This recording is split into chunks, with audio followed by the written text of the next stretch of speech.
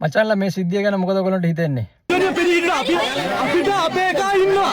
අපි තිරසල ඉන්න මේක කරන්නේ. මේක කියන්න ඕනේ නැද්ද? කියන්න ඕනේ. ඒකේ වැරද්දක් තියනවද? නෑ නෑ. හවුද? ආන ප්‍රශ්න උත්තර දෙන්න. දැන් වාගේ මම අහන්නේ කියන්නේ මුරුදු වෙන්නේ. අපි දේශපාලනය කරනවා අපි දුක් වේදනා විමසලාවට එනවා අපි කරනවා. රයිට්? වත් කොල්ලෙක් මාත් කොල්ලෙක්. ඉතින් අපි කියන්නේ වාගේ මම අහන්නේ කියන්නේ. මම මුකුත් කිව්වේ නෑනේ. මම මේකට ගාලා එළුණුකට මම ගවත්ත ගත්තනේ. එහෙනම් මම කියන දේ අහගන්න. රයිට් මේක එකතු වෙලා ගොඩ දාන්න මිනිස්සු. වාගේ අයියව බලා ගන්න. මගේ දේශපාලනේ මම කරනවා. හැබැයි මේ මිනිස්සුන්ව මාස ගණන් කඳුරුළු තියන්න බෑ. මේකට විකල්පයක් අපිට සමහර කට්ටිය කියන්න try කරනවා මේ එඩිතර තරුණයෙක් බොහොම නිර්භීතව කතා කරා නාමල්ට විරුද්ධ වුණා බැන්නා අරක මේක එහෙම කියන්න try කරනවා. මට නම් තේරිච්ච විදියට මේක මේ කොල්ලෙක් ඇත්තටම මේ ආවේගශීලී වෙලා නාමල්ට බැන්නා එහෙම එකක් නෙවෙයි මේකේ තියෙන්නේ. මේකේ තියෙන්නේ නිකන් වෙන නාට්‍යයක්. ඒක කියන්න try කරන්නේ කොල්ලෙක් කෑ ගහලා බැන්නා බැන්නත් නාමල් නොසැලී සිටියා කේන්ති ගියේ නෑ ආවේගශීලී වුණේ නෑ බොහොම ඉවසීමෙන් හිටියා. ඊට පස්සේ නාමල් මැතිතුමා අර ආවේගශීලී කොල්ලව සංසුන් කරා. අන්න ඒ වගේ අදහස් තමයි මට පේන්නේ.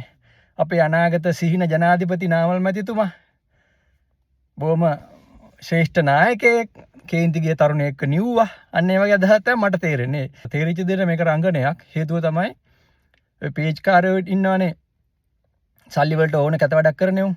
උන් ඊට පස්සේ මේ සිද්ධියෙන් ටික කලාට පස්සේ පෝස්ට් දාන්න ගත්ත දැක්කද?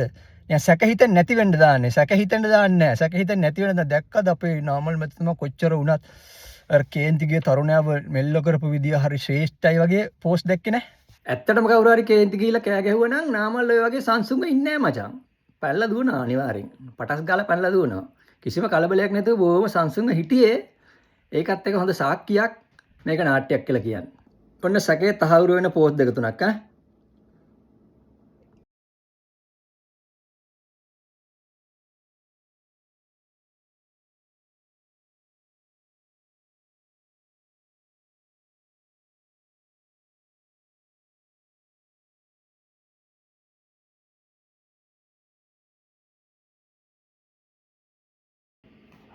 එකෙක් කියනවා සුදු නැන්ද කියලා පේජ් එකක් කියනවා දේශපාලනය තුල නාමල් පරිණත ලක්ෂණ පෙන්눔 කරන්න පටන් අරන් මේ සිද්ධිය වුණත් බැලන්ස් කරපු විදිය පට්ට තක්කටම කියන්න පුළුවන් අනාගත ඡන්දවලදී හැමෝටම නාමල් ප්‍රබල අභියෝගයක් වෙනවා.